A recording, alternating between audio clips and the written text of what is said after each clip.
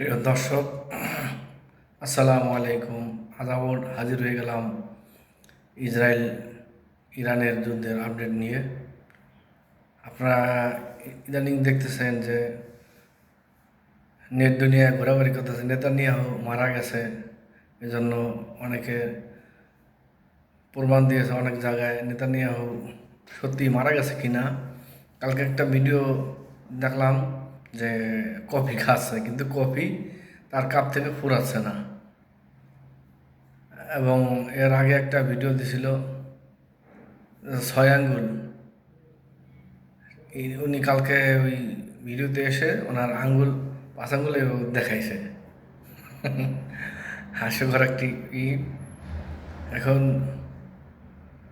ইসরায়েলের এয়ার ডিফেন্সের অনেক মিসাইল রয়ে গেছে, শেষ হয়ে যাচ্ছে। এখন তারা ইরানের মিসাইল ইন্টারসেপ্ট করার মতো তাদের হাতে পর্যাপ্ত মিসাইল নেই। এজন্য তারা আমেরিকার কাছে আবেদন করছে মিসাইলের জন্য। আমেরিকা তাদের জাহাজ ভর্তি করে মিসাইল পাঠাবে বলছে। এখন আস্তে আস্তে সময় লাগবে, ম্যাক্সিমাম 2-3 সপ্তাহ লাগবে সেই আমেরিকা থেকে ইসরায়েল পর্যন্ত জাহাজে করে আস্তে আস্তে অনেক সময় লাগবে। তো ইতিমধ্যে ইরান সফলভাবে হামলা চালিয়ে যাচ্ছে।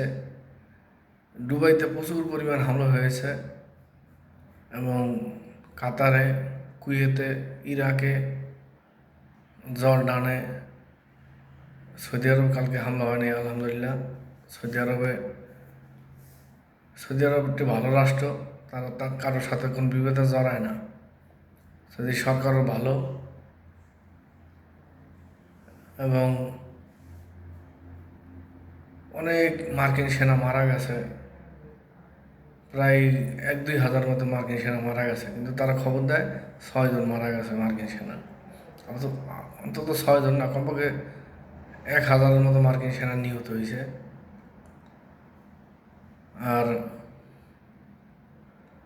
এদিকে ইরানের হাতে পর্যাপ্ত পরিমাণ মিসাইল আছে, এখনও তারা ম্যাক্সিমাম 6 মাস যুদ্ধ চালিয়ে যেতে পারবে।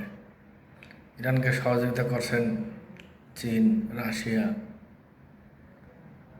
ইরানের পাশে শক্তিশালী 2টি রাষ্ট্র আছে এবং উত্তর কোরিয়াও আছে, তাদের সাপোর্ট করতেছে।